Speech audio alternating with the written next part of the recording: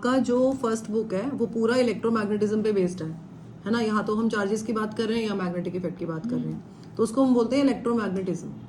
ठीक है, ये आपके जो 2 चैप्टर्स हैं नेक्स्ट है ना, इस बुक के फर्स्ट सेकंड बुक के जो 2 चैप्टर्स हैं आपके, एक तो फर्स्ट चैप्टर है आपका इसमें रे ऑप्टिक्स, और जो इसमें सेकंड चैप्टर है वो आपका है वेव ऑप्टिक्स। तो ये आपकी ऑप्टिक्स के अंडर आते हैं। किसके अंडर आते हैं ये आपके? ऑप्टिक्स के अंडर आते हैं। तो ऑप्टिक्स भी फिजिक्स की ब्रांच है।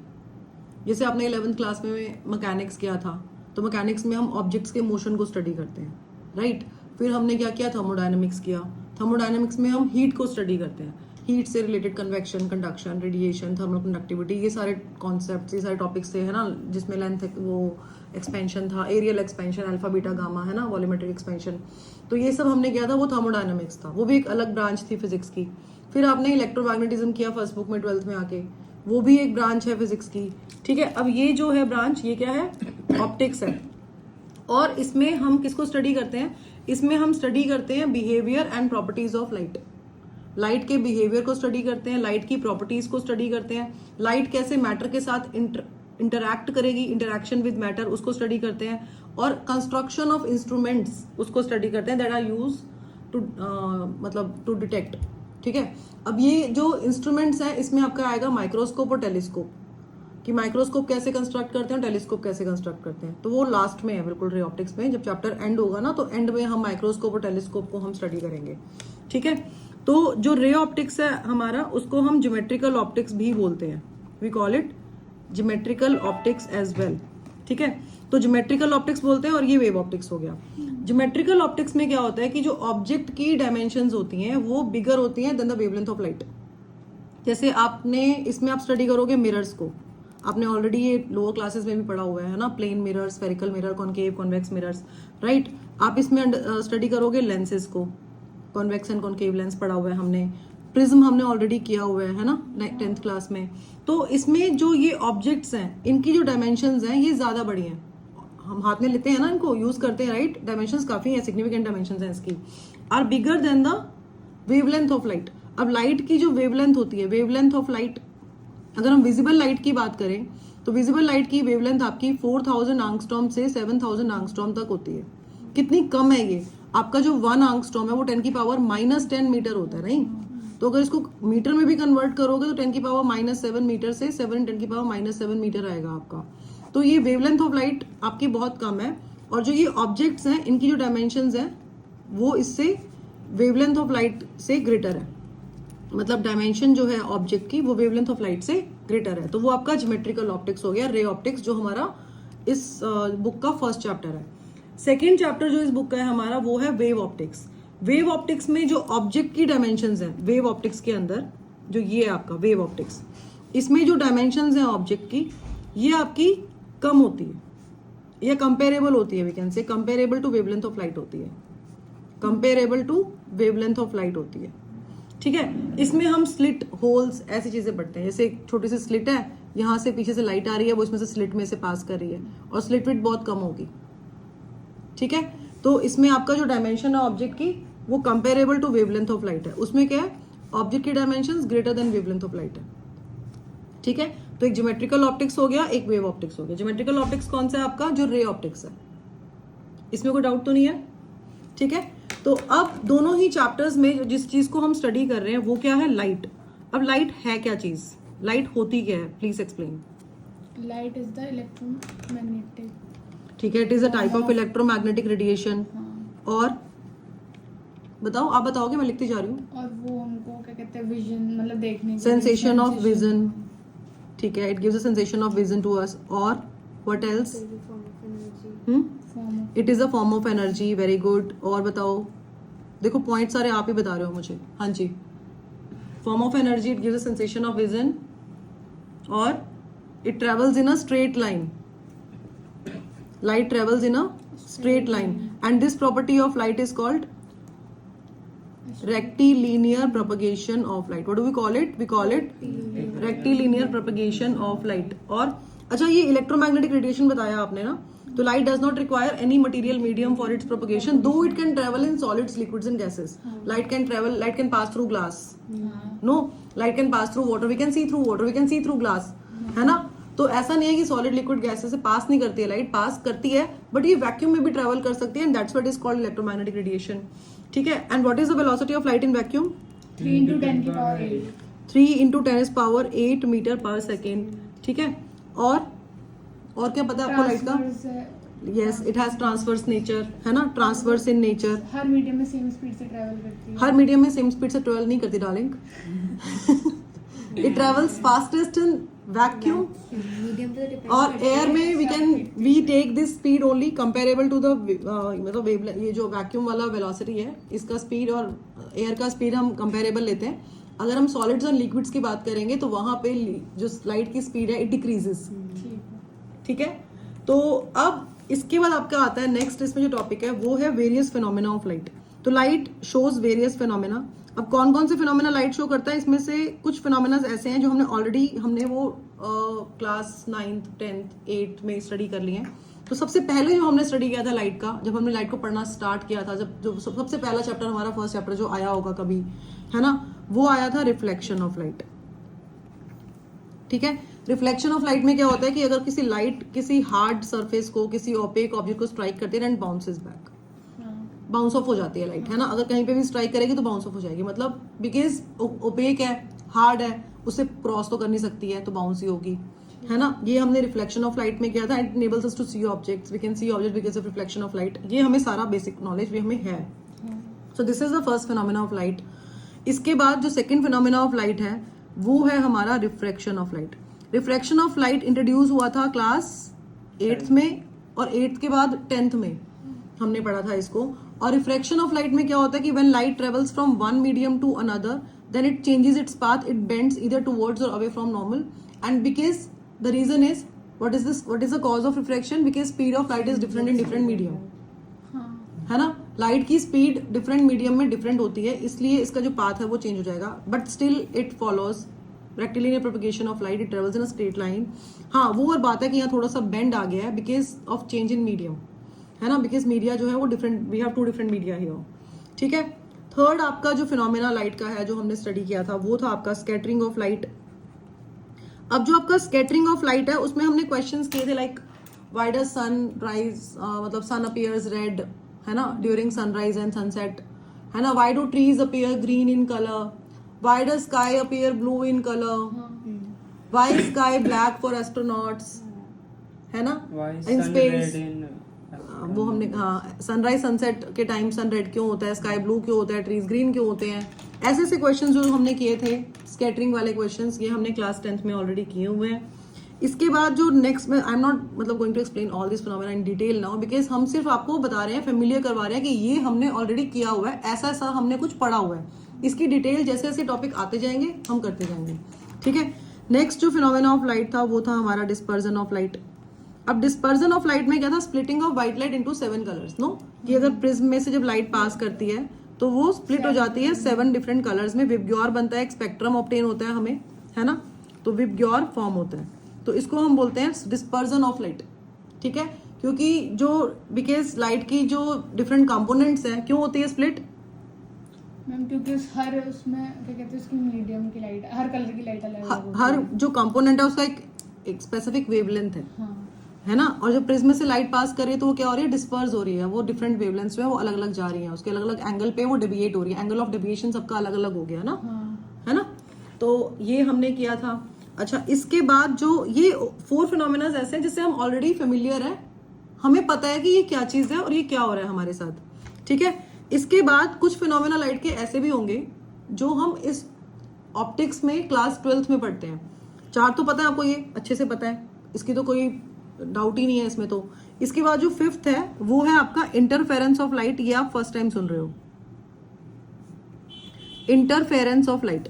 इंटरफेरेंस ऑफ लाइट क्या होता है कि सपोज जैसे इसमें हम, ये स्लिट वाला हो गया, जैसे हमने एक स्लिट ली, यहाँ से लाइट पास कर रही है ऐसे ऐसे, फिर उसको हमने 2 स्लिट्स ले ली, अब लाइट यहाँ से पास कर रही है. तो वो जो लाइट वेव्स हैं दोनों की, इसमें हम लाइट को कंसिडर करते हैं कि उसका वेव नेचर है. तो लाइट वेव्स आपस में सुपर इम्पोज करेंगी, है ना. अब अगर वेव फॉर्म ले रहे हो तो कभी तो जैसे अगर एक वेव है और ये दूसरी वेव है, तो कभी तो ऐसा होगा कि क्रस्ट के ऊपर क्रस्ट फॉल करेगी, और कभी ऐसा होगा कि क्रस्ट के ऊपर ट्रफ फॉल करेगी दूसरी वेव का.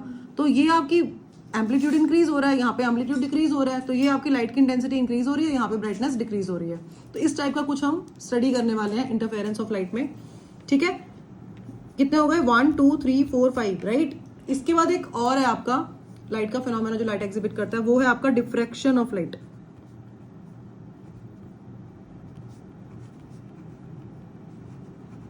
Diffraction of light, so diffraction of light होता है bending of light around the corners of an obstacle और aperture in the path of light. इसका मतलब ये है कि अगर लाइट के पाथ में कोई ऑब्स्टिकल आ गया है, कोई अपर्चर, अपर्चर मतलब ऐसे होल जैसा कुछ आ गया, तो वो बेंड हो जाती है, ऐसे ऐसे करके बेंड हो जाती है, ठीक है। तो जो क्लाउड्स के ऊपर आपने देखा कभी जैसे ब्लैक हो जाते हैं क्लाउड्स, जब मतलब बारिश होने वाली होती है, डेंस क्लाउड्स होते हैं, तो उसके अराउंड एक सिल्वर लाइनिंग दिखती है हमें, that's diffraction, that is because of diffraction of light. एक और लास्ट फिनोमेना जो है लाइट का, वो है पोलराइजेशन ऑफ लाइट। तो पोलराइजेशन ऑफ लाइट आपके सिलेबस से अब ऑमिट हो गया, पहले ये 12th में था, अब ये 12th में नहीं है, ये हम नहीं पढ़ेंगे, ठीक है। तो अभी आपके जो फिनोमेना जो हम करने वाले हैं, जो आपका रिफ्लेक्शन है, रिफ्रैक्शन है, स्कैटरिंग और डिस्पर्सन, ठीक है, ये आपका फर्स्ट बुक में, फर्स्ट चैप्टर में कवर हो जाएगा, सेकंड बुक में फर्स्ट चैप्टर में कवर हो जाएगा रे ऑप्टिक्स में। इसके बाद जो आपका इंटरफेरेंस और डिफ्रैक्शन है, तो इंटरफेरेंस हम वेव ऑप्टिक्स में करेंगे, ठीक है, और जो डिफ्रैक्शन है ये भी हम वेव ऑप्टिक्स में करने वाले हैं, ठीक है। तो ऐसे ही हम एक एक करके ये लेंगे टॉपिक्स और इसको हम स्टडी करेंगे डिटेल में। जो आपने 10th में किया है लाइट चैप्टर में, वो बेसिक्स आपके क्लियर होने चाहिए। 2 मैं यहाँ पे भी करवाऊंगी आपको, ऐसा नहीं मैं नहीं करवाऊंगी, बट फिर भी आपको वो आना चाहिए, थोड़ा सा एक रिकॉल कर लेना, एक बार पुरानी बुक निकाल के देखना कि आपने क्या पढ़ा था, थोड़ा क्लैरिटी हो जाएगी आपको और अंडरस्टैंडिंग में डिफिकल्टी नहीं आएगी। तो let's start with the first phenomena of light, and the first phenomena of light is reflection of light. Please write the heading in your notebook, reflection of light, ठीक है। So reflection of light, reflection of light का जो definition है वो क्या होता है, When a light bounces, simple and easy, bouncing back of light, bouncing back of light on striking a surface in the same medium, ठीक है। तो bouncing back of light, light bounce back कर रही है। बाउंस बैक कैसे कर रही है कि सपोज से हमने, यूजुअली हम मिरर ड्रॉ करते हैं, जैसे हमने मिरर ड्रॉ कर लिया, बिकॉज मिरर ओपेक होता है, we can not see through mirror, no. तो अगर लाइट इस पे इंसिडेंट हुई तो वो बाउंस हो जाएगी। तो जब लाइट बाउंस हो रही है तो वो सेम मीडियम में बाउंस हो रही है। तो जो रिफ्लेक्शन होता है आपका, रिफ्लेक्शन ऑफ लाइट, वो सेम मीडियम में होता है ना। और इसके लिए सामने से क्या होनी चाहिए, एक हार्ड सरफेस होनी चाहिए, या कोई ओपेक ऑब्जेक्ट हम कह सकते हैं होना चाहिए, है ना, तभी लाइट बाउंस होगी। ऑब्वियस अगर एयर से वाटर में जाएगी तो बाउंस भी हो, तब भी रिफ्लेक्शन होगा, ऐसा नहीं है नहीं होगा, बट रिफ्लेक्शन उतना प्रोमिनेंट नहीं होगा। अगर आप चाहते हो कि रिफ्लेक्शन बहुत अच्छा हो, उसके लिए सरफेस आपकी ऐसी होनी चाहिए जिसके थ्रू लाइट पास ना कर सके, ठीक है। तो ये आपका मिरर है, मिरर को हम एम डैश से डिनोट करते हैं। तो ये आपकी लाइट रेस पे क्या हो रही है, इंसिडेंट।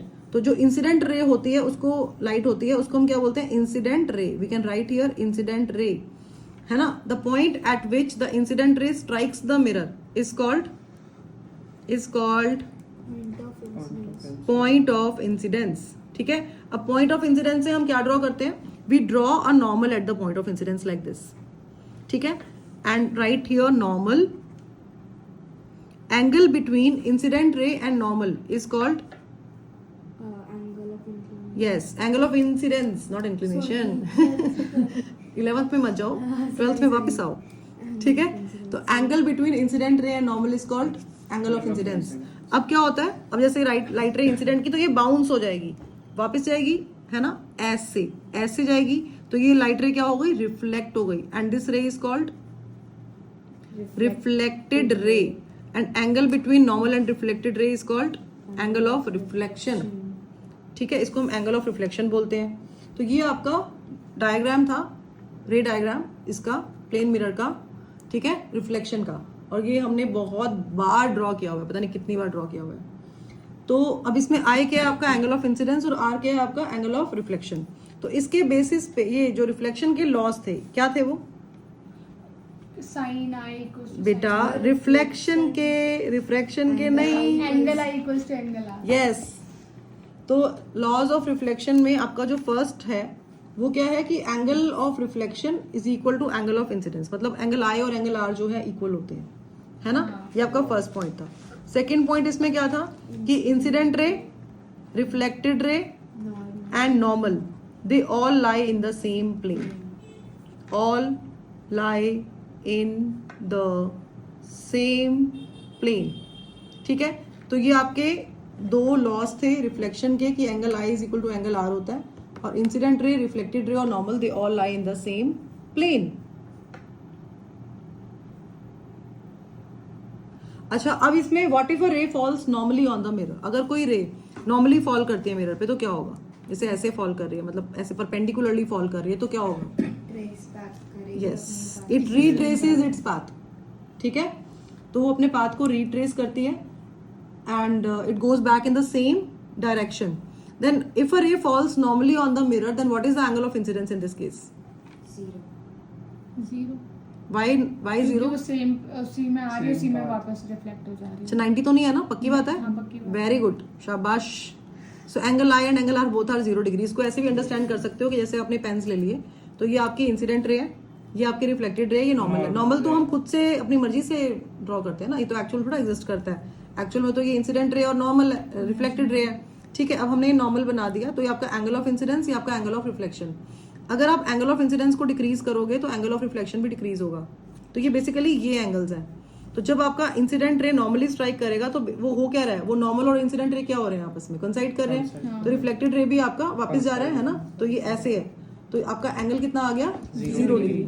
मिरर के साथ ये 90 डिग्री फॉर्म कर रहा है, बट एंगल ऑफ इंसिडेंस आपका 0 डिग्री है. तो आपने ना लैंग्वेज का बहुत ध्यान रखना है कि जब आपसे क्वेश्चन पूछ रहे हैं तो क्या पूछ रहे हैं.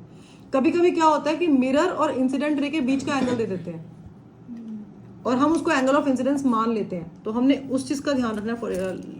एक क्वेश्चन करवाई देती हूँ मैं.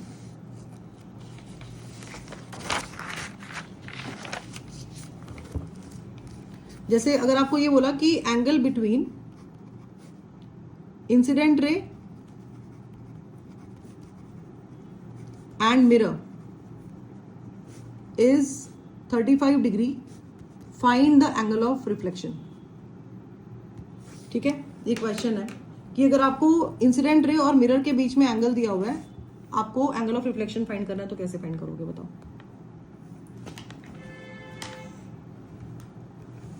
तो यहाँ पे जो आपको एंगल गिवन है, यहाँ पे कौन सा एंगल गिवन है आपको? यहाँ पे आपको एंगल ऑफ इंसिडेंस गिवन नहीं है. यहाँ पे आपको ये कह रहा है कि इंसिडेंट रे, ये इंसिडेंट रे है आपकी और ये मिरर है, इन दोनों के बीच का एंगल गिवन है, ये 35 डिग्री है. और आपको पूछा क्या है? आपको बोल रहा है कि एंगल आर निकालो, ये निकालना है और ये गिवन है. इस चीज का ध्यान रखना है हमने. ठीक है, तो लैंग्वेज का ध्यान रखना है कि क्या दिया हुआ है और क्या निकालना है. तो पहले हम एंगल आई फाइंड करेंगे. एंगल आई क्या होगा आपका? 90 डिग्री माइनस 35 डिग्री. कितना आ रहा है बताओ? 55 डिग्री. तो अगर एंगल आई 55 डिग्री है तो एंगल आर कितना होगा? 55 डिग्री. ब्रैकेट में आप मेंशन करोगे because angle I is equal to angle R. ठीक है, क्लियर है? कोई डाउट तो नहीं है इसमें? नेक्स्ट टॉपिक आपका इसमें जो है वो है इमेज ट्रेसिंग.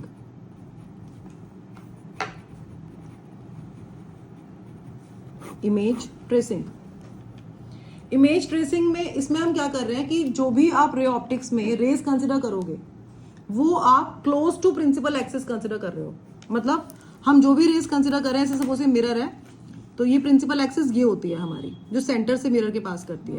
अगर प्लेन मिरर है तो this is your principal axis. I am writing PA for principal axis. ठीक है, तो अगर आपका कॉनकेव मिरर है तो ये आपकी प्रिंसिपल एक्सिस है. कॉन्वेक्स मिरर है तो ये आपकी प्रिंसिपल एक्सिस है. तो rays close to principal axis, मतलब बहुत दूर नहीं है रेज. जो रेज है वो बहुत पास पास है प्रिंसिपल एक्सिस के. ठीक है, तो ऐसी रेज जो प्रिंसिपल एक्सिस के पास पास होती हैं उनको हम बोलते हैं पैराएक्सियल रेज. क्या बोलते हैं? पैराएक्सियल. हाँ, लिखो पैराएक्सियल रेज. पैराएक्सियल रेज कौन सी होती है? जो रेज क्लोज होती हैं प्रिंसिपल एक्सिस के. Rays close to principal axis. Okay, so ये क्लियर है पैराएक्सियल रेज. अब इसमें नेक्स्ट आपका इसमें से ऑब्जेक्ट. आपको ना ये पता होना चाहिए कि ऑब्जेक्ट क्या होता है और इमेज क्या होती है. ठीक है, एक क्लैरिटी दो. हमें पता है कि ऑब्जेक्ट इमेज क्या होती है, हम इतने टाइम से पढ़ते आ रहे हैं, बट स्टिल हमें एक थोड़ी सी क्लैरिटी होनी चाहिए कि ऑब्जेक्ट क्या होता है. तो ऑब्जेक्ट होता है anything which gives out light raise. जैसे अगर ये ऑब्जेक्ट है, जैसे ये बॉय है, ठीक है, अब इस पे सनलाइट फॉल कर रही है ना, तो इस पे लाइट फॉल कर रही है, तो लाइट को रिफ्लेक्ट कर रहा है, तो ये क्या है? ऑब्जेक्ट है. So anything which gives out light rays is called an object. अब इमेज, इमेज कब बनती है? आप यहाँ पे खड़े हो, आप you are looking at this boy, ठीक है, you can see this boy. तो आप कैसे देख पा रहे हो इस बॉय को? क्योंकि इस बॉय से लाइट रिफ्लेक्ट होके आपकी रेटिना में जा रही है, आईज में जा रही है, और आपकी रेटिना में इसकी इमेज बन रही है। और आपकी जो रेटिना में इसकी इमेज बन रही है वो कैसे बन रही है? अपसाइड डाउन, ठीक है। तो ये ऑब्जेक्ट है और इसकी इमेज आपके रेटिना में कैसे बन रही है? Upside down. और आपका ब्रेन जो है उसको इंटरप्रेट कर रहा है as virtual and erect image, ठीक है। तो ऑब्जेक्ट क्या है? जो लाइट रेस को एमिट करता है वो ऑब्जेक्ट होता है, और image is formed when light rays coming from an object meet और appear to meet at a point after reflection. अब इसमें दो चीजें आई कि जब लाइट रेस किसी ऑब्जेक्ट में से रिफ्लेक्ट होती हैं और वो लाइट रेस या तो मीट करती है, सेकंड इसमें क्या आया? अपीयर टू मीट, या हमें लगता है कि वो मीट कर रही है किसी पॉइंट पे रिफ्लेक्शन के बाद, ठीक है। आपने लोअर क्लासेस में प्लेन मिरर्स के रे डायग्राम्स किए हैं, आपने कॉन्वेक्स कॉनकेव मिरर्स के रे डायग्राम्स किए हुए हैं, राइट। तो प्लेन मिरर में कैसे हम रे डायग्राम ड्रॉ करते थे, कुछ याद है? हम ऐसे करते थे, ऐसे प्लेन मिरर बनाया ऐसे, और यहाँ पे ऐसे प्रिंसिपल एक्सिस बनाई, ऑब्जेक्ट बनाया, फिर लाइट रे ऐसे फॉल की, नॉर्मली कर रही है वापस चली जाएगी, अगर किसी एंगल पे कर रही है तो एंगल पे रिफ्लेक्ट हो जाएगी, ध्यान है। और जहां पे दोनों रिफ्लेक्टेड रेज मीट करती थी वहां पे इमेज बनेगी। तो यहाँ पे क्या एक्चुअल में रेज मीट कर रही है? नहीं, एक्चुअल में तो बिल्कुल नहीं कर रही है। एक रिफ्लेक्टेड रे हमारी ऐसे जा रही है इधर को, और एक रिफ्लेक्टेड रे हमारी इधर को जा रही है, कोई स्कोप ही नहीं है कहीं पे मीट करने का, रेज डाइवर्जिंग है। तो हम क्या कर रहे हैं? हम इसको पीछे की तरफ एक्सटेंड करके मीट करवा रहे हैं। तो ये वाला कौन सा केस है? ये वो केस है अपीयर टू मीट वाला, जिसमें हमें लगता है कि रेस मीट कर रही हैं बट वो एक्चुअल में नहीं मीट कर रही हैं। और यहाँ पे we always get virtual and erect image, है ना। जब अपीयर टू मीट वाला केस होगा तो इमेज कैसी बनेगी? Virtual and erect. सेकंड आपका केस हमने क्या लिखा है? एक्चुअली मीट, है ना। रेज एक्चुअली मीट और रेज अपीयर टू मीट। तो यहाँ पे रेज एक्चुअली मीट कर रही है। एक्चुअली कैसे मीट कर रही है? अब इसके लिए कॉनकेव मिरर ड्रॉ करते हैं। ये आपने किए हुए रे डायग्राम्स लोअर क्लासेस में, इसलिए थोड़ा सा जल्दी करवा रही हूँ इसको। अगर आपको थोड़ा सा भी इसमें डाउट है तो यू कैन आस्क मी। ये पोल होता है, ये फोकस होता है, और ये सेंटर ऑफ कर्वेचर होता है। यहाँ पे हमने ऑब्जेक्ट को प्लेस किया between pole focus and centre of curvature. अब जो रे प्रिंसिपल एक्सिस के पैरेलल होगी वो फोकस से पास करेगी, है ना। और जो रे आपकी फोकस से पास करती है वो प्रिंसिपल एक्सिस के पैरेलल हो जाएगी, ठीक है। तो आपकी जो इमेज बनेगी वो कहाँ बनेगी? बियॉन्ड सी बन गई। तो यहाँ पे रेज देखो, एक रिफ्लेक्टेड रे आपकी ऐसे जाके ऐसे आ रही है, तो ये रिफ्लेक्टेड रे है, और एक रिफ्लेक्टेड रे आपकी ऐसे इसको कट कर रही है। तो रेज यहाँ पे एक्चुअली मीट कर रही है ना, एक्चुअली मीट कर रही है। रेज दिख रहा है हमें, देखो सामने सामने ये मीट कर रही है। तो यहाँ पे जो इमेज बनी वो कैसी बनी आपकी? अपसाइड डाउन इमेज बनी। तो इमेज अपसाइड डाउन इमेज को क्या बोलते हैं हम? रियल एंड इन्वर्टेड इमेज, ठीक है। तो भी तो होता है हम इन्फिनिटी से पास कर रहे हैं, हाँ वो केसेस हैं उसके अंदर। Will discuss all those cases when will do spherical mirrors. अभी तो मैंने आपको सिर्फ ये समझाने के लिए ना कि एक्चुअली मीट और अपीयर टू मीट क्या चीज है, तो ये क्लैरिटी हो जाएगी कि हाँ ये अपीयर टू मीट है, ये एक्चुअली मीट है, ठीक है।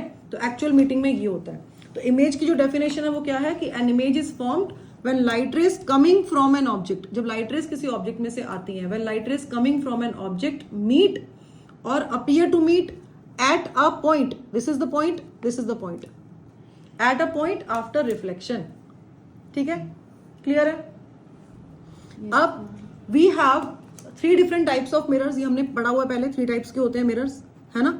अब वो जो 3 टाइप्स के मिरर्स है वो कौन कौन से होते हैं? एक होता है हमारा प्लेन मिरर, ठीक है।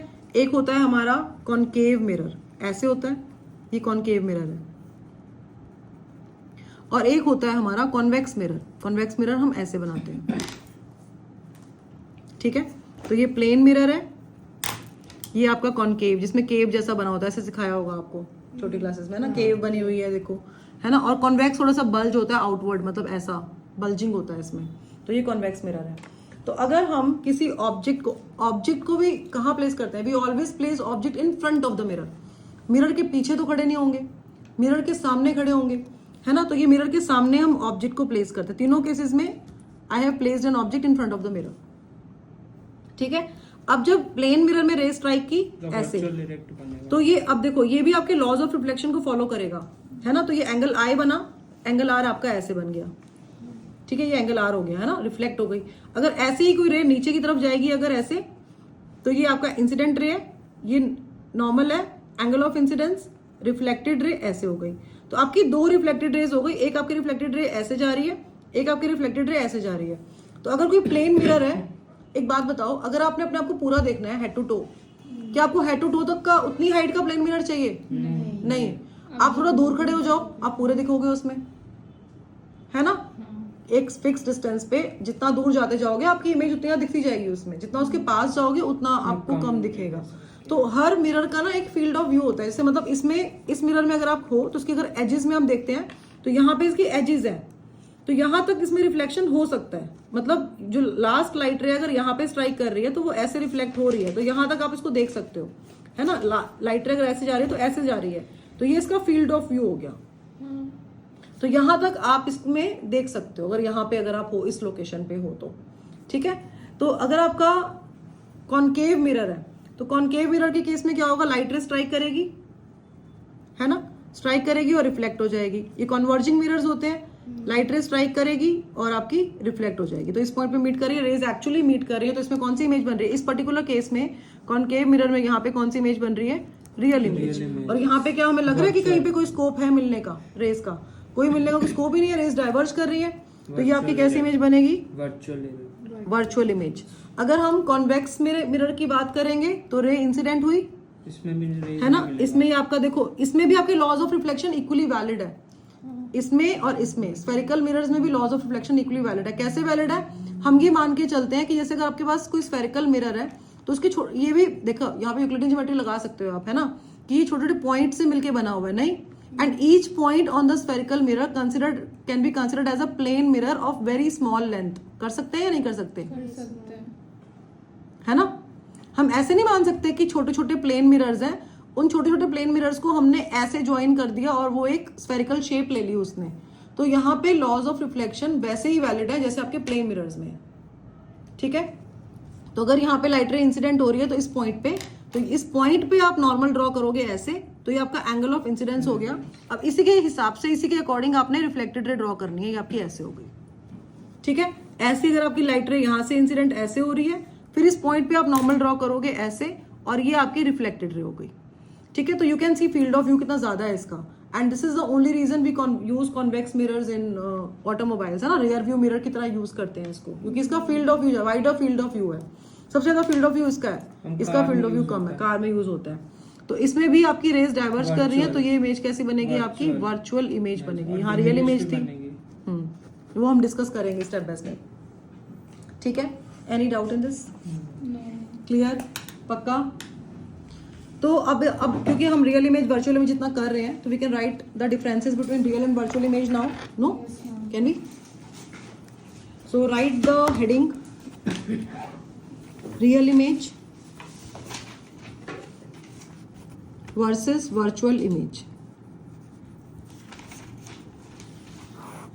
ठीक है? तो क्या डिफरेंसेस होते हैं इसमें?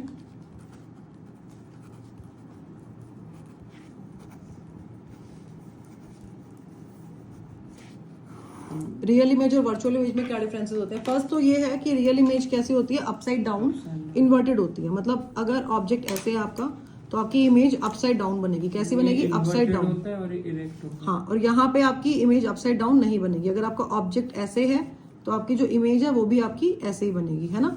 तो यहाँ पे आपकी जो रियल इमेज है वो कैसी है? अपसाइड डाउन है। Upside down you can use, और you can write real images inverted, ठीक है? On the other hand virtual images erect. Second point जो आएगा इसमें, real images formed when rays actually meet after reflection. तो यहाँ पे रेज कैसे मीट करती है? एक्चुअल में मीट करती है, actually meet after reflection. Rays actually meet after reflection, है ना? तब रियल इमेज बनती है। और वर्चुअल इमेज कब बनती है? Rays appear to meet after reflection.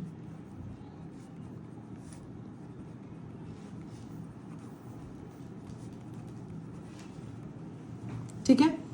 Third आपका आएगा, आपने रियल इमेज का ये जो कॉनकेव और कन्वेक्स का या प्लेन, आपने कैंडल फ्लेम एक्टिविटी किया हुआ है? No ma'am. मैं आपको करवा दूंगी। किस किसने कैंडल फ्लेम, आपने मेरा वीडियो देखा है या फिर आपने कैंडल फ्लेम एक्टिविटी एक्चुअल में किया हुआ है? 10th में किया था आपने, स्कूल में आपने किया था? ध्यान नहीं आ रहा आपको? नहीं कराया था तो कोई बात नहीं, मैं आपको यहाँ पे कैंडल फ्लेम एक्टिविटी करवा दूंगी। तो हम कैंडल को से मिरर के आगे रख के उसका हाँ हम ऐसे करते हैं कि जैसे हम ना ये जैसे हमने मिरर लिया ऐसे मिरर रखते हैं, तो यहाँ पे ना हम कैंडल रखते हैं, ऐसे ऐसे कैंडल रख देते हैं और यहाँ पे हम एक पेपर या कुछ भी ऐसा ले सकते हो and we can see we can take white paper also, कोई प्रॉब्लम नहीं है, मैंने व्हाइट पेपर से किया हुआ है। We can see the image like this of candle, upside down image we can see. हम पेपर में कैसे दिखता है? पेपर में दिख जाता है, मेरी वीडियो है यूट्यूब पे, आप वो भी देख सकते हो। सन के रिफ्लेक्शन से वो बर्न चल जाता है। हाँ सन के रिफ्लेक्शन से बर्न भी हो जाता है पेपर। ठीक है, तो ये सारी बेसिक एक्टिविटीज है, we can we can perform these activities here in the class. तो मैं एक वर्कशॉप कंडक्ट करूंगी, उसमें हम लाइट की सारी एक्टिविटीज कंडक्ट कर लेंगे। ठीक है, उसमें पेपर के बाद करवा देना। हाँ एग्जाम हो जाए उसके बाद। ठीक है, तो अब इसमें आपका जो रियल इमेज है, we always get real image on a screen. ठीक है, so we need a screen, so can be obtained on a screen, can be obtained on a screen. We need a screen to see real image. और virtual image में ऐसा कुछ नहीं है, virtual image can not be obtained on screen. Okay, भी obtain हो सकता है। Virtual image can not be obtained on screen. तो ये चीज आपकी जो हॉल्स में फिल्म दिखाते हैं उसमें भी रियल इमेज होती है, वो आपका प्रोजेक्टर उल्टा लगाया होता है कि आपको उल्टा दिखता है, वो आपको मतलब एक्चुअल में वो उल्टी चल रही होती है और आपको सीधी दिखती है। ठीक है, तो प्रोजेक्टर में से जो लाइट आती है हॉल में आगे सामने पड़ती है जो उसके ऊपर ना, तो वो आपकी रियल इमेज ही होती है, तो स्क्रीन पे दिख रही है ना आपको, आप स्क्रीन पे देख कर आते हो मूवी, है ना। तो can be obtained on screen and virtual image can not be obtained on screen. तो इसका एग्जाम्पल यही हो गया, cinema hall, image formed on cinema hall real होती है। और इसके अलावा जो आपकी इमेज प्लेन मिरर में बनती है, ड्रेसिंग टेबल में प्लेन मिरर में, वो कौन सी होती है? वर्चुअल इमेज होती है। Image formed on plane mirror is virtual image, image formed on cinema hall is real image. अच्छा, जैसे आपका ये होता है ना रियल इमेज वर्चुअल इमेज, ऐसे हमारा एक रियल ऑब्जेक्ट होता है और एक वर्चुअल ऑब्जेक्ट होता है। अब ये क्या चीज है, ये फर्स्ट टाइम सुन रहे हैं हम, real object versus virtual object. Real image virtual image तो हमें पता है, 10th में भी किया था, 8th में भी किया था, तो यूज टू है, हम किया था 8th में, लाइट चैप्टर था तो उसके 8th में किया था, याद करो। ठीक है, लेकिन जो रियल ऑब्जेक्ट और वर्चुअल ऑब्जेक्ट है वो हम फर्स्ट टाइम सुन रहे हैं।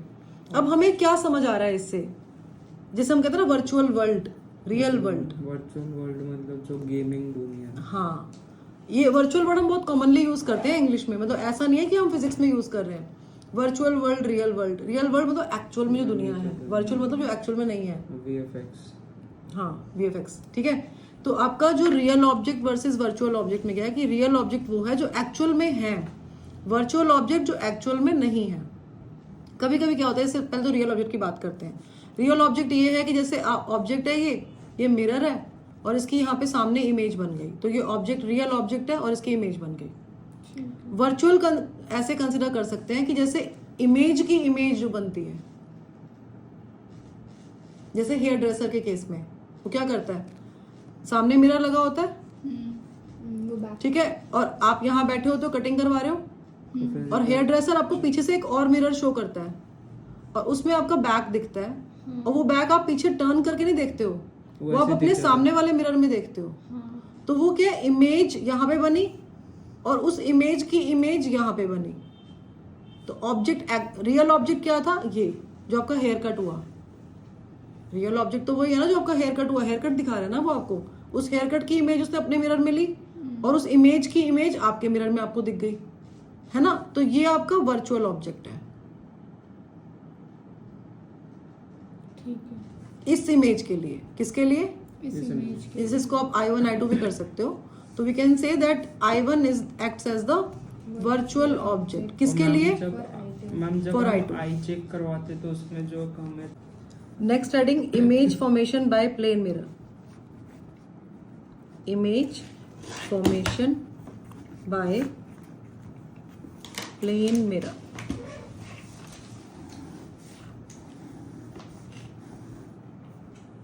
Image formation by plane mirror का पहले तो रे डायग्राम हमें क्लियर होना चाहिए।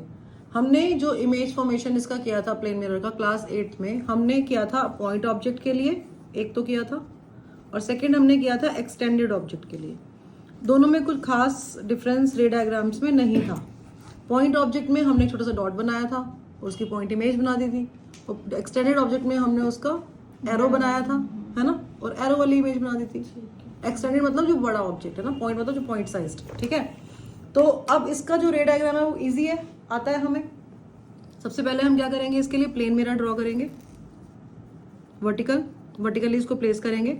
अब इसके सेंटर से आपने हॉरिजॉन्टल लाइन ड्रॉ करनी है perpendicular to the plane mirror, and this line is called principal axis, ठीक है। ड्रॉ प्रिंसिपल एक्सिस, मर्जी आपकी चॉइस है, आप इसको लेबलिंग कर सकते हो, mm' is the plane mirror and this is the principal axis, you can write principal axis here, ठीक है। Now place an object on the principal axis. पूरे रे ऑप्टिक्स में जब भी आप रे डायग्राम बना रहे हो, ऑब्जेक्ट को हम ट्राई करते हैं कि ऐसे ही प्लेस करें, अनलेस और अनटिल कोई स्पेसिफिक कोई ऐसी कुछ कंडीशन नहीं दी हुई है कि हमें कुछ और करना पड़ रहा है। We always place object above the principal axis in this position, ठीक है।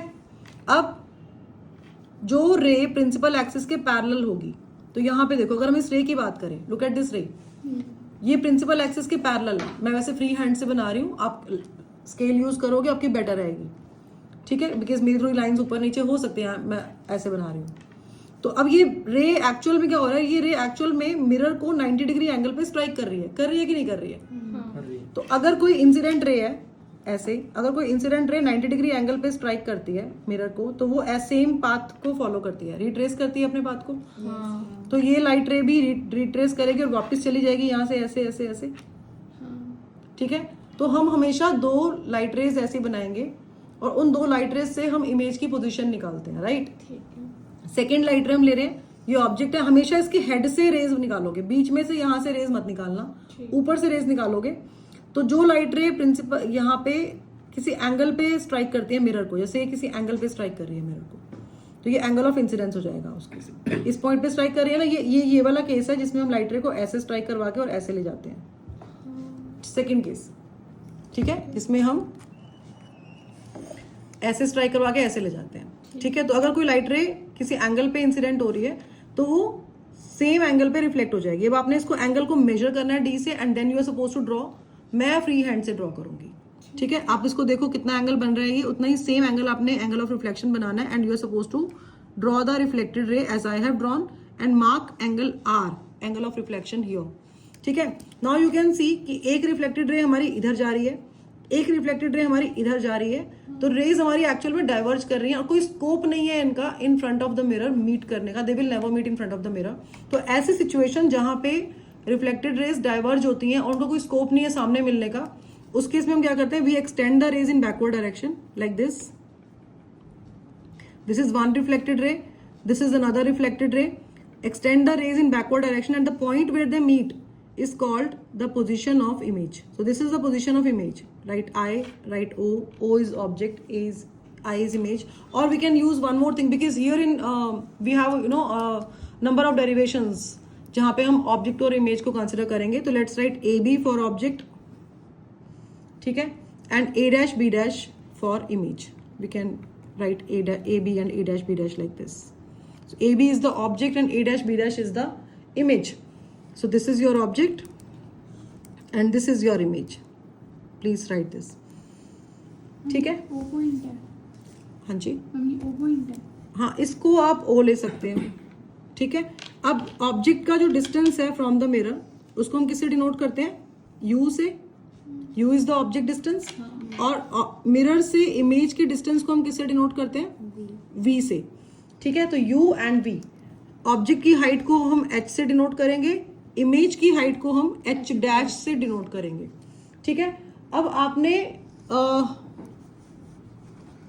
जो कैरेक्टरिस्टिक्स किए थे इमेज फॉर्मेशन के प्लेन मिरर के, है ना, वो क्या थे, ए बी ऑब्जेक्ट है आपका, A dash B dash image है, बताओ कैरेक्टरिस्टिक्स क्या थे। Virtual image formed is virtual and direct, we can see. Second, image of the object has same distance from the image, same size, Same मतलब U size, equals same to distance. V, हाँ, है ना, और Same H distance. dash image is formed as far behind the mirror as the object is in front of it. Size of image and size of object are equal. Heights, their heights are equal. मतलब basically हमने किया था कि एक तो image virtual and direct है, number 1। Second हमने किया था कि दोनों का ऑब्जेक्ट और इमेज डिस्टेंस इक्वल है, मतलब जितना ऑब्जेक्ट होगा दूर मिरर से उतना ही इमेज दूर बनेगी। थर्ड हमने ये किया था कि दोनों की सेम साइज होगा, मतलब height of object and height of image ये आपका इक्वल होगा। फोर्थ हमने किया था कि image formed is laterally inverted. Now what is this lateral inversion? Right Sideways, yes. Left को राइट, और Yes. हम एम्बुलेंस में यही कॉन्सेप्ट हाँ, एम्बुलेंस में यही होता है, sideways reversal of the image, है ना, sideways reversal of the image, left appears as right and right appears as left, this is lateral inversion और एम्बुलेंस में यूज होता है ये, है ना। तो अब now we are going to prove it. देखो छोटी क्लासेस में हम क्या करते हैं, हम ये इसको रट लेते हैं। Now we are going to prove, what are we going to prove? Magnification कितना होता है फ्लेम मिरर का? 1, सेम ही रहेगा मैग्निफिकेशन +1 होता है ना इसका। किसमें? we'll discuss magnification later. जब हम इसका मिरर फॉर्मूला करेंगे ना, then we'll discuss magnification also. Magnification is +1. Plus is because virtual and direct image is formed, and 1 because h and h dash are equal. ठीक है, अब हमने क्या प्रूव करना है? We are going to prove u equals to v and h is equal to h dash. ये दो चीजें हमने प्रूव करनी है, बिकॉज पहले तो हमने ये समझ ली, हाँ ठीक है ये इक्वल होते हैं। अब हम इसको मैथमेटिकली प्रूव करेंगे कि ये इक्वल कैसे होते हैं। Angle i angle r, we can write both the angles as theta. तो एंगल आई के प्लेस पे थीटा लिखते हैं, एंगल आर के प्लेस पे भी थीटा लिखते हैं। पहली चीज तो हम ये करने वाले हैं, ठीक है। अब आपका ये वाला एंगल थीटा है, ये आपको दिख रहा है, ये क्रॉस बन रहा है, ऐसे क्रॉस बन रहा है। तो ये कौन सा एंगल है? वर्टिकली अपोजिट, ये दोनों angles, look at these 2 angles, ये वर्टिकली अपोजिट एंगल्स हैं, तो ये भी थीटा होगा। अब ये लाइन जो थी ये रे है, अब अभी हम इसको लाइन की जैसे कंसिडर कर रहे हैं, है ना, क्योंकि रे पहले थी, अभी हम मैथ्स लगा रहे हैं। तो ये आपका ऐसे जेड बन रहा है, तो अगर ये वाला एंगल थीटा है तो ये वाला एंगल भी आपका थीटा होगा, ऑल्टरनेट इंटीरियर एंगल्स। ऐसे ही ये वाला जेड बन रहा है, तो अगर ये एंगल थीटा है तो ये भी आपका थीटा होगा, again alternate interior angles. Similarity के रूल्स हमें पता है ना, उसको हम यहाँ पे अप्लाई करेंगे and will you know make these triangles, will prove these triangles similar, और फिर उसके बेसिस पे हम सीपीसीटी से इसको सॉल्व करेंगे। कॉन्ग्रुएंसी लगाएंगे, सिमिलर ट्राइंगल्स कॉन्ग्रुएंट ट्राइंगल्स किया ना हमने, तो कॉन्ग्रुएंसी का कॉन्सेप्ट लगाएंगे हम यहाँ पे कॉन्ग्रुएंट ट्राइंगल्स का, ठीक है। तो अब first consider triangle, let this be, this point be O dash, consider triangle AO dash and triangle OA dash O dash, मतलब these 2 triangles, ऊपर वाले दो, ये 2 triangles हम कंसिडर कर रहे हैं। यहाँ पे अगर आप ध्यान से देखोगे तो ये एंगल 90 डिग्री है, ये एंगल भी 90 डिग्री है, ये एंगल थीटा है, तो ये एंगल भी आपका थीटा है, और क्या इक्वल है? और वो थीटा और वाला थीटा, फिर अगर वो एंगल, ये साइड कॉमन साइड है, कॉमन सा, इट बिलोंग्स टू बोथ। हाँ जी बोलो। ये वाला ट्रायंगल भी तो इक्वल ही हो जाएगा, अगर ये 90 है, ये थीटा, तो थर्ड ट्रायंगल। नहीं, हम इन दोनों पे फोकस कर रहे हैं, ठीक है, इन दोनों ट्राइंगल्स को हम देख रहे हैं, ये वाला और ये वाला। तो इसमें ये 90 डिग्री है, ये 90 डिग्री है, ये थीटा है और ये थीटा है, तो angle and this side is common to both, it belongs to both.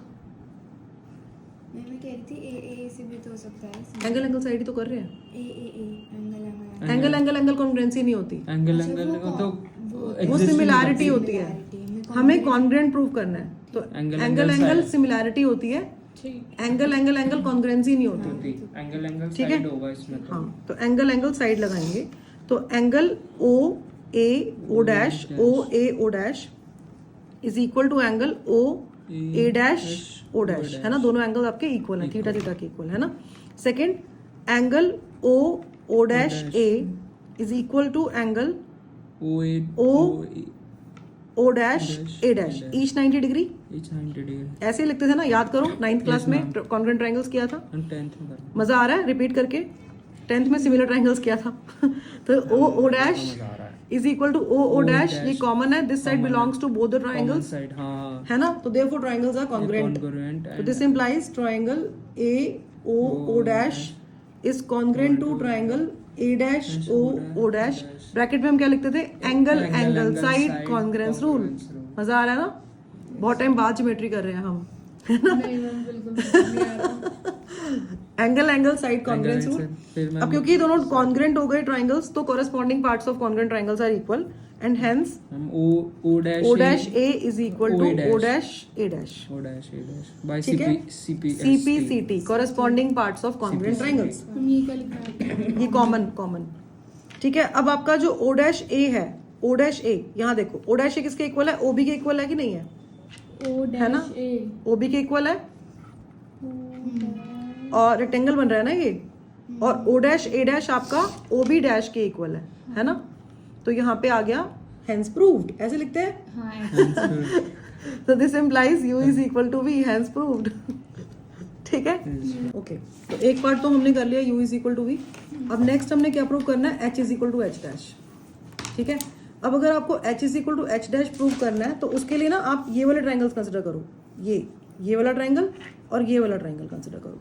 अब इस टाइम ना, अब इस बार हम क्या करेंगे, इन दोनों को कॉन्ग्रेंट प्रूव करेंगे। कैसे कॉन्ग्रेंट प्रूव करोगे, I am using red pen only because थोड़ा सा क्लैरिटी हो जाएगी यहाँ पे, मैं I want to write here only. ठीक है, तो consider triangle AOB and triangle A dash OB dash. अब यहाँ पे क्या क्या इक्वल है, यहाँ पे देखो ये वाला एंगल 90 डिग्री है, ये वाला भी एंगल 90 डिग्री है ना। ये एंगल थीटा है और ये एंगल थीटा है। You can write it, angle ABO is equal to angle A dash B dash O, each 90 degree. ठीक है, angle AOB is equal to angle A dash OB dash, दोनों angle आपके theta के equal हो गए। ठीक है, इक्वल है ना एंगल्स। और तीसरी चीज जो आप इसमें लिखोगे वो क्या लिखोगे, ये OB और OB dash, you have just proved them equal no, तो we can use it now. तो OB is equal to OB dash, ये लिख सकते हो प्रूव्ड अबव, या U is equal to V है। तो ये आपका angle side angle, angle side angle है ना, angle side angle, angle side angle congruence rule हो गया। तो ये दोनों ट्राइंगल्स हमने कॉन्ग्रेंट प्रूव कर दिए। Therefore triangle AOB is congruent to triangle A dash OB dash, bracket में हम लिखेंगे angle side angle congruence rule. अब बिकॉज ये ट्राइंगल्स कॉन्ग्रेंट है तो कॉरेस्पॉन्डिंग पार्ट्स क्या होंगे, इक्वल होंगे। कॉरेस्पॉन्डिंग पार्ट्स मतलब ये वाली साइड AB और A डैश B डैश है ना।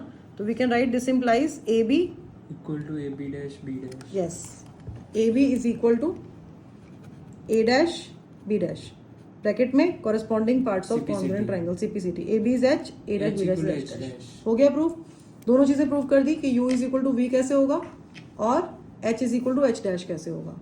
ठीक है, तो हमने कैरेक्टरिस्टिक्स जो थे इसके उसको प्रूव भी कर दिया mathematically. We are done now. ठीक है, प्लीज राइट दिस। हमें इधर से एक हैबिट से डेवलप नहीं हो जाती जैसे छोटी क्लासेस से, कि बेटा मिरर ऐसे वर्टिकल बनाना है, प्रिंसिपल एक्सिस ऐसे ही बनानी है, ऑब्जेक्ट ऐसे ही बनेगा और उसकी इमेज ऐसे ही बनेगी। तो वो हम ना रिजिड हो जाता है कि हमें ऐसे ही देखने की हैबिट हो गई है। बट जरूरी नहीं है कि हर बार हमारा मिरर ऐसे ही प्लेस्ड होगा। हो सकता है हमारा मिरर ऐसे प्लेस्ड हो और हमने उसकी इमेज निकालनी हो, लोकेशन कहाँ पे है ना। सपोज ये आपका प्लेन है, तो प्लेन मिरर है ना ये भी। तो यहाँ पे अगर आपका ऑब्जेक्ट यहाँ पे है, ठीक है, आपको बोल रहे हैं इसकी प्लेन मिरर है और इसका ऑब्जेक्ट यहाँ पे इसके सामने रखा हुआ है, इमेज बताओ कहाँ पर होगी। तो अब क्या करोगे, आप यहाँ से रे ऐसे ड्रॉ करोगे, ये इंसिडेंट रे है, ये रिफ्लेक्टेड रे है। ठीक है, एक और इंसिडेंट, दो तो चाहिए कम से कम, है ना। एक इंसिडेंट रे आप ऐसे ड्रॉ करोगे और ये आपकी रिफ्लेक्टेड रे ऐसे हो जाएगी। तो we can see that rays जो है वो डाइवर्ज करें, कोई स्कोप नहीं है सामने मिलने का, है ना, क्योंकि डाइवर्ज करें, इधर जा रही है, ये इधर जा रही है। तो ये कहाँ मिलेंगी, बैकवर्ड। इसको पीछे बैक, इसको एक्सटेंड करोगे रेज को, डॉटेड लाइन से भी कर सकते हो। And the point where the rays meet is the position of image. तो ये आपका U हो गया और ये आपका V हो गया। हाँ, ठीक है, ऐसे कर सकते हैं। और एक ऑप्शन और भी, एक स्कोप और भी हो सकता है कि आपको ऐसे हो कि आपके पास जो मिरर है वो ऐसे है, सीधा ही है, लेकिन ऑब्जेक्ट जो है ना इस मिरर के एकदम सामने नहीं है, ऑब्जेक्ट थोड़ा सा नीचे है, पीछे है, यहाँ पे ऑब्जेक्ट है। तो इसकी इमेज बनानी है आपने, कहाँ बनेगी। तो अब इस केस में क्या करोगे, इस पे ऐसे रे फॉल करवाओ। हाँ, ठीक है, ये इंसिडेंट रे है, ये आपका नॉर्मल है ना। अब इसकी रिफ्लेक्टेड रे, अब थोड़ा सा इसको आपको देखना पड़ेगा कि आपका एंगल जो है वो नियरली इक्वल आए। ये आपकी रिफ्लेक्टेड रे बन गई। तो आपने एक एंगल पे ये रे बना दी, है ना। दूसरी रे जो है कहीं और फॉल करवा दो, मिरर के ऊपर ही। ये आपने रे यहाँ फॉल करवाई, ये सेकेंड इंसिडेंट रे है। ठीक है, अब ये इसका नॉर्मल है ऐसे, और इसकी जो रिफ्लेक्टेड रे होगी वो ऐसे बनेगी। तो अब आपको दिख रहा है ना यहाँ पे कि एक रे ऐसे जा रही है, एक रे ऐसे जा रही है, एक इधर जा रही है और एक इधर जा रही है। अगेन कोई स्कोप नहीं है मिलने का। अब इसको हम क्या करेंगे, रेस को बैकवर्ड एक्सटेंड करेंगे, ऐसे ऐसे एक्सटेंड कर दो। इस रे को भी आप ऐसे बैकवर्ड एक्सटेंड कर दो and the point where the rays meet is the position of image. तो हम ऐसे भी पोजीशन निकाल सकते हैं इमेज की।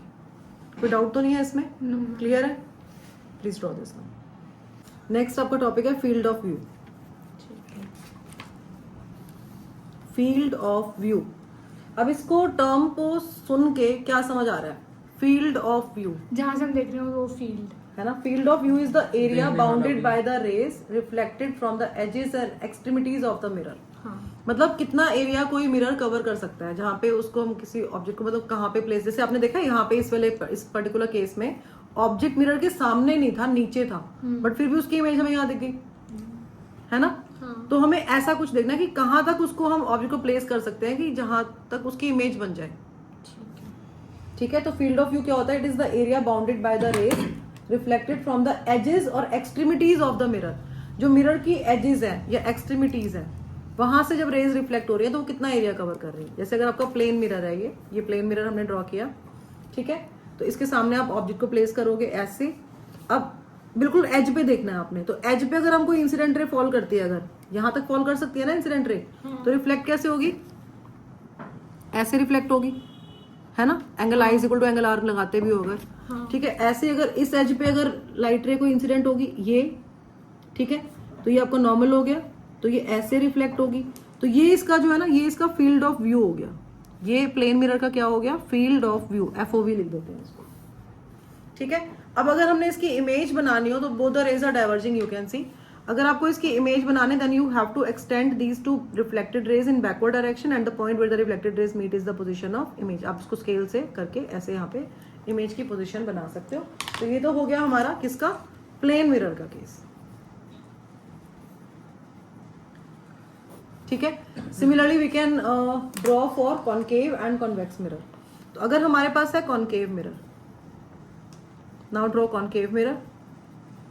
कृष्णाशीष आप नहीं लिख रहे हो, मैं समझ रहा था। समझ भी लो और लिखो भी। अगर आपको थोड़ा टाइम चाहिए बाद में लिखना तो मैं आपको टाइम दे दूंगी, ठीक है। कॉनकेव मिरर है, इसके सामने अगर आपने ऑब्जेक्ट को प्लेस किया, अगेन एक्सट्रीमिटीज देखो यहाँ पे ये है ना, तो ये आपकी लाइट रे इंसिडेंट करोगे ऐसे बिल्कुल एंड्स पे, एजिस पे, ठीक है। ये लाइट रे आपने इंसिडेंट की ऐसे। तो अब इसमें यहाँ पे आप क्या ड्रॉ करोगे? नॉर्मल ड्रॉ करोगे, ऐसे नॉर्मल ड्रॉ किया आपने, ठीक है। तो लाइट रे आपकी रिफ्लेक्ट हो जाएंगी, ये ऐसे आपकी लाइट रेज रिफ्लेक्ट हो गई। तो इसका ये फील्ड ऑफ व्यू हो गया। आप देख रहे हो इसका फील्ड ऑफ व्यू कम है थोड़ा सा, मतलब प्लेन मिरर से भी कम लग रहा है इसका फील्ड ऑफ व्यू, है ना, दिखने में। अब बनाते हैं नेक्स्ट कॉन्वेक्स मिरर का केस।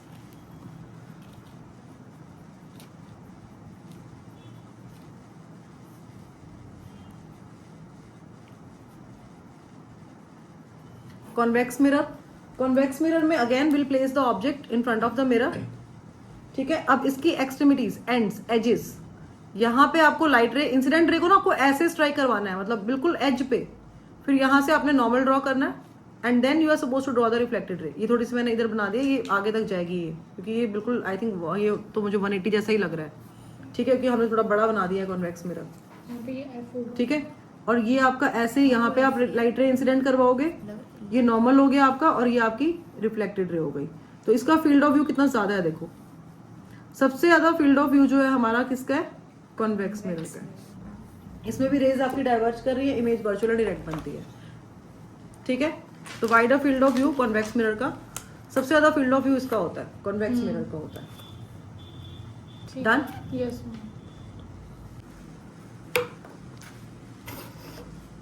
नेक्स्ट आपका जो टॉपिक है वो ये है number of images formed by two plane mirrors.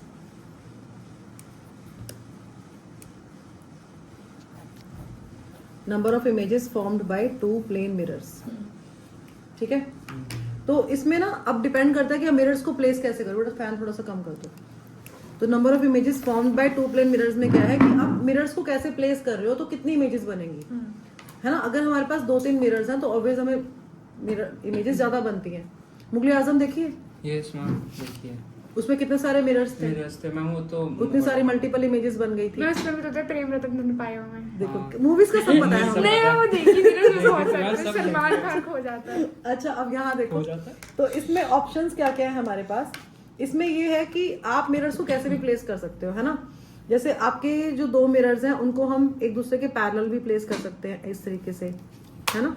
हाँ ठीक है, ये मिरर 1 मिरर 2 पैरेलल प्लेस कर सकते हो। हाँ। आपके जो दो मिरर्स हैं उसको हम ऐसे किसी एंगल पे भी प्लेस कर सकते हैं। सपोज हमने 90 डिग्री एंगल पे प्लेस कर दिया इस तरीके से, है ना। 90 डिग्री एंगल पे हमने दोनों मिरर्स को प्लेस कर दिया।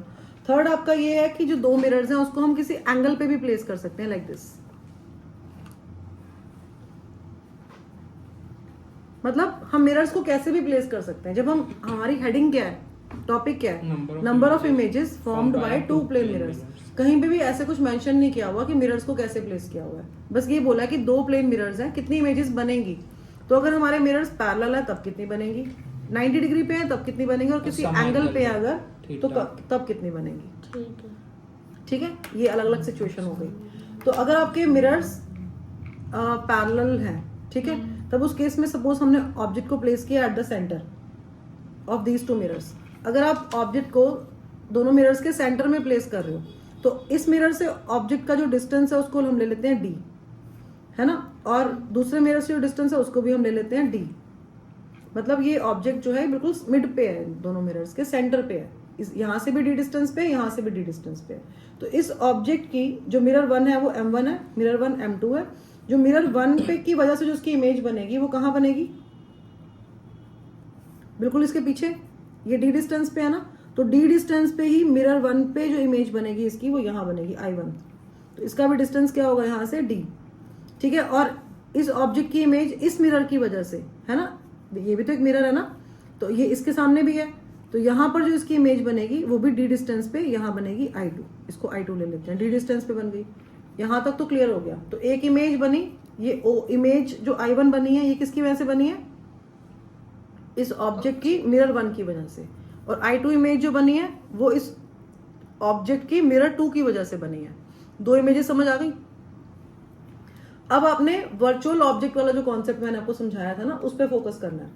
जैसे अब ये I1 है ना, I1 M1 के लिए बिहाइंड द मिरर है, इमेज नहीं बनाएगा।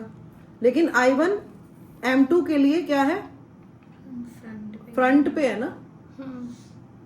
तो अब I1 कितने डिस्टेंस पे है M2 से, D plus D plus D, 3D distance पे है। तो I1 की इमेज M2 के पीछे 3D डिस्टेंस पे बनेगी या नहीं बनेगी, बनेगी ना। तो मतलब बाकी सब कुछ भूल जाओ, इसको भूल जाओ, इस वाले मिरर को, ये एग्जिस्ट नहीं करता, ऐसे सोचो। तो ये एक I1 है, तो ये 3D डिस्टेंस पे है, और ये मिरर M2 है, तो 3D डिस्टेंस पे D प्लस D और प्लस D। तो यहाँ पे I3 है। जो I3 है वो किसकी इमेज है, वो इमेज की इमेज है ना, इमेज की इमेज है। तो इमेज ऑफ I1, तो I1 I3 के लिए वर्चुअल ऑब्जेक्ट, ठीक है, समझ आ गया। ऐसे ही जो I2 है, अब इसको हाइड करो, ये वाले को इसको हाइड कर दो। I2 M1 के सामने 3D डिस्टेंस पे है, तो 3D डिस्टेंस पे इसकी इमेज यहाँ कहीं बनेगी, है ना। तो वो I4 हो जाएगी, इमेज ऑफ I2, ठीक है। अब जो आपका I3 है, अब इसको हाइड करो। I3 मिरर M1 से कितने डिस्टेंस पे है, 3D 4D 5D 6D। तो अब ये देखो कितनी इमेजेस हम बना सकते हैं। तो ऐसे तो इमेजेस बनती जाएंगी बहुत ज्यादा, है ना। तो कितनी इमेजेस बनेंगी, infinite number of images will be formed.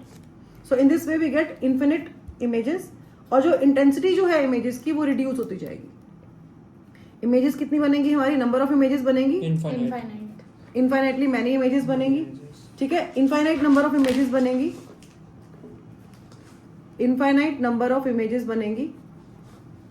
और जो इंटेंसिटी है इमेजेस की वो क्या होती जाएगी, थोड़ी हैंडराइटिंग पता नहीं आपको क्लियर हो रही है कि नहीं। इंटेंसिटी ऑफ इमेज जो फॉर्म हो रही है इसमें, intensity of images will get reduced, intensity of images will get reduced, ठीक है। जैसे जैसे आगे इमेज की इमेज बनती जाएगी तो उसकी इंटेंसिटी क्या होती जाएगी, रिड्यूस, कम होती जाएगी, ब्राइटनेस कम होती जाएगी। आई होप ये क्लियर हो गया। yes. तो दो पैरेलल मिरर्स होते हैं तो उसके इसमें इमेज कितनी बनती है, इनफाइनाइटली मैनी।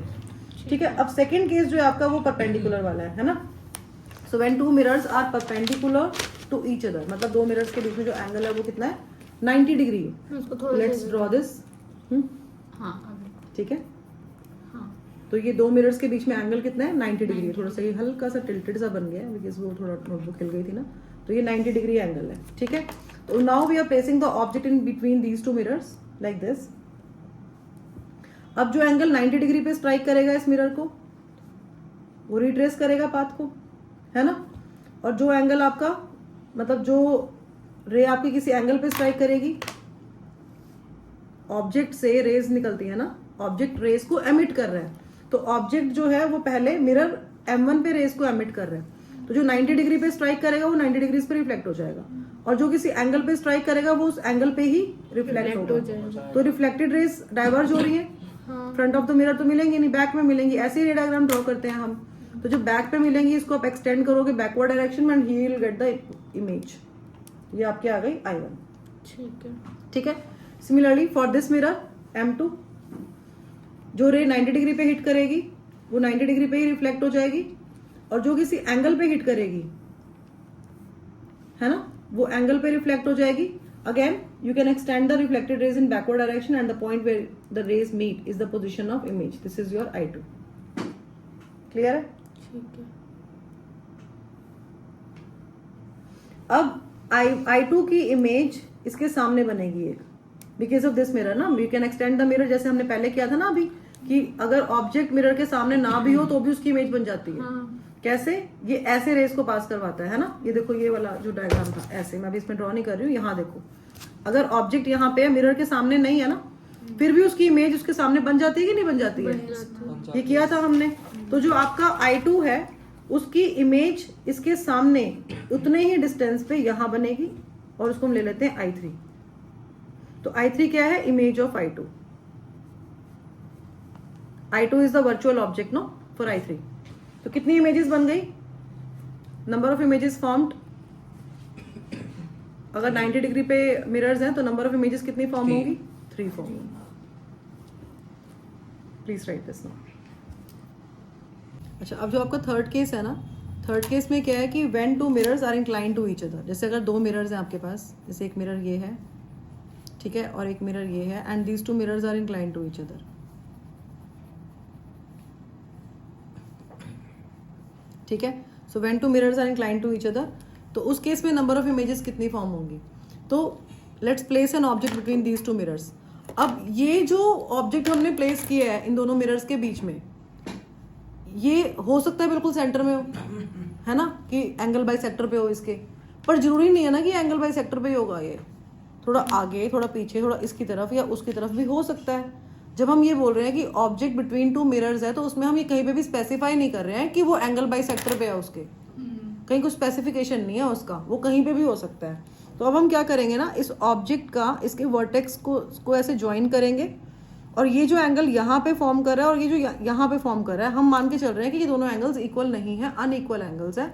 सपोज कि अल्फा एंगल यहाँ फॉर्म कर रहा है और बीटा एंगल यहाँ फॉर्म कर रहा है। ठीक है, अभी जो मैं कॉन्सेप्ट आपको समझा रही हूँ, ये आपको, इसको बोलते हैं हम सर्कुलर कॉन्सेप्ट। क्या बोलते हैं? Circular concept. हाँ जी, सर्कुलर कॉन्सेप्ट बोलते हैं। ठीक है, तो अब इसमें क्या है कि जैसे ये अल्फा एंगल पे अगर आपका है ना, तो जो इसकी इमेज बनेगी, जैसे सपोज यहाँ पे देखो ये अल्फा एंगल पे है ना, ध्यान से देखो प्लीज, ऑब्जेक्ट का डिस्टेंस इतना है इससे, तो जो इमेज का डिस्टेंस भी यहाँ से इतना ही होगा, है ना। तो इसकी जो इमेज बनेगी वो इतने ही डिस्टेंस पे बनेगी बिहाइंड द मिरर। तो इसकी इमेज बन गई यहाँ पे I1। तो I1 क्या है? Image of object O। तो ये जो एंगल बनाएगी इमेज, ये वाला, ये भी अल्फा ही बनाएगी। तो मतलब अगर अल्फा एंगल पे नीचे की तरफ है तो अल्फा एंगल पे ऊपर की तरफ यहाँ पे पीछे बन गई इमेज। ठीक है, ऐसे ही यहाँ पे अगर ये alpha angle beta angle form कर रहा है, तो ये आपका ऑब्जेक्ट है अगर, तो ऑब्जेक्ट की जो इमेज होगी यहाँ पे, ये पीछे बनेगी यहाँ पे, ये I2 ले लेते हैं, और ये भी यहाँ से वर्टेक्स से अगर आप ज्वाइन करोगे ना, तो ये बीटा एंगल ही बनेगा, ये एंगल आपका बीटा ही बनेगा। समझ आ रहा है? हाँ। तो ये I2 और I1 जो है आपकी एक्चुअल में जो इमेजेस O की हैं, ये वो हैं। ठीक है, अब हम क्या करेंगे, जैसे पहले हमने लगाया था इन्फिनिटली मैनी वाला केस, है ना, कि इन्फिनिट नंबर ऑफ इमेजेस बनती हैं, वो वाला सेम कॉन्सेप्ट लगाने वाले हैं। अब I2 जो है वो वर्चुअल ऑब्जेक्ट की तरह कंसिडर करेंगे इसको हम। अब ये बिहाइंड दिस मिरर है, ये M2 मिरर है और ये आपका M1 मिरर है। तो I2 आपका बिहाइंड M2 है, तो इसकी वजह से तो कोई इमेज बनने से रही, क्योंकि अगर मिरर के पीछे ही अगर ऑब्जेक्ट होगा तो उसकी इमेज कैसे बनेगी। लेकिन I2 जो इमेज है इसकी इमेज M1 बना सकता है, क्योंकि M1 के सामने है ये। अब अगर हम M1 से इसका एंगल देखें तो M1 से एंगल कितना है इसका, अल्फा प्लस बीटा, है ना, अल्फा प्लस 2 बीटा है। तो I2 की इमेज कहाँ बनेगी, यहाँ पे अल्फा, है ना, फिर उसके बाद बीटा 2 बीटा ना, तो ये बीटा इतना है बड़ा, तो ये यहाँ लगा लो आप, 2 बीटा अगर इतना है तो आपका जो I3 है वो यहाँ बनेगा। तो I3 क्या है आपका, इमेज ऑफ I2। I3 क्या है, इमेज ऑफ I2 की इमेज आपकी I3 बन गई यहाँ पे। तो ये आपका वर्चुअल ऑब्जेक्ट की तरह एक्ट हो रहा है I3 के लिए, ठीक है। ऐसे ही अगर हम I1 को देखते हैं तो ये I1 बिहाइंड M1 है, तो इसकी जो I1 जो है वो वर्चुअल ऑब्जेक्ट है किसके लिए, M2 के लिए। कितने एंगल पे है ये, अल्फा प्लस बीटा, तो 2 अल्फा प्लस बीटा है।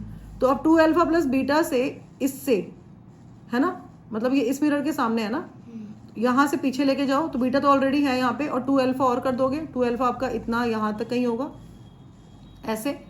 तो ये आपका यहाँ पे कहीं आपकी I4 इमेज बनेगी, और I4 किसकी इमेज है, I1 की, इमेज ऑफ I1।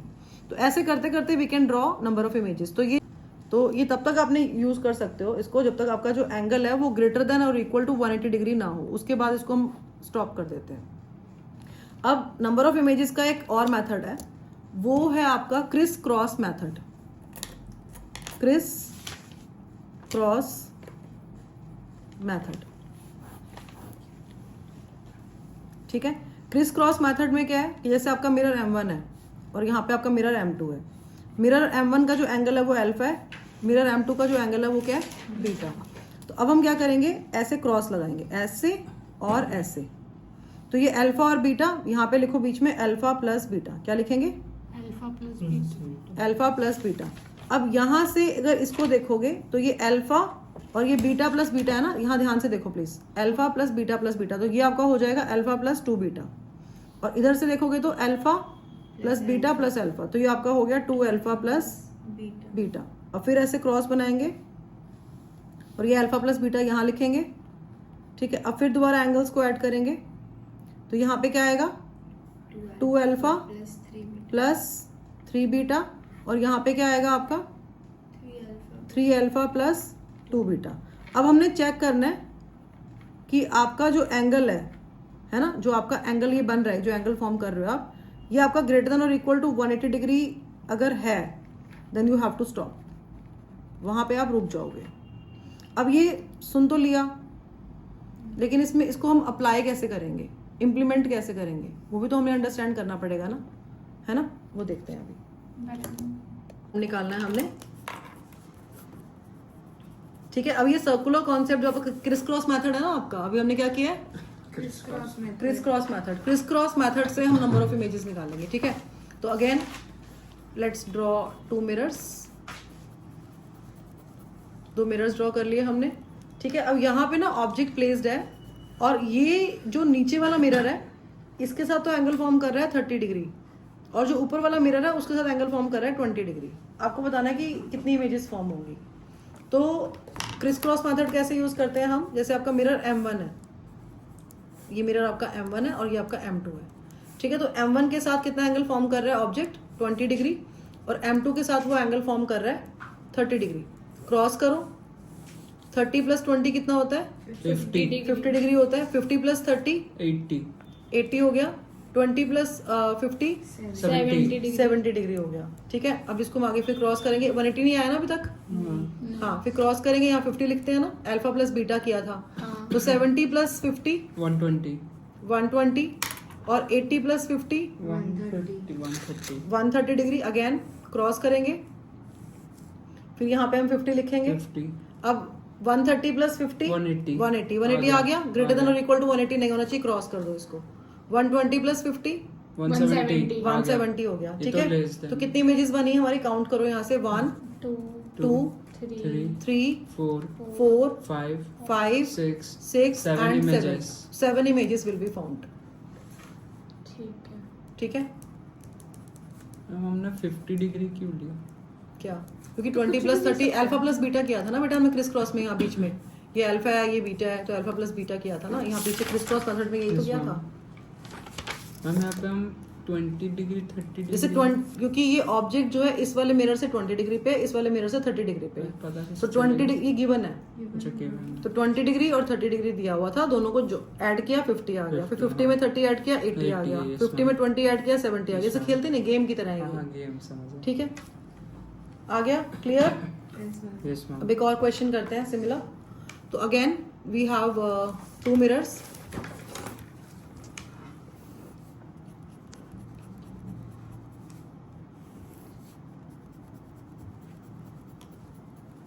और यहाँ पे एक ऑब्जेक्ट प्लेस्ड है इधर, ठीक है। ये जो आपका मिरर, ये वाला मिरर है M1, इसके साथ एंगल फॉर्म कर रहा है 25 डिग्री, और जो दूसरे वाला मिरर है M2 इसके साथ एंगल फॉर्म कर रहा है 45 डिग्री। हाँ टोटल 60 डिग्री हो गया 60 नहीं 70। एक क्वेश्चन है, हाँ जी, सॉरी 60 आपको क्या फाइंड करना है? Number of images found. क्या फाइंड करना है? Number of images found. 6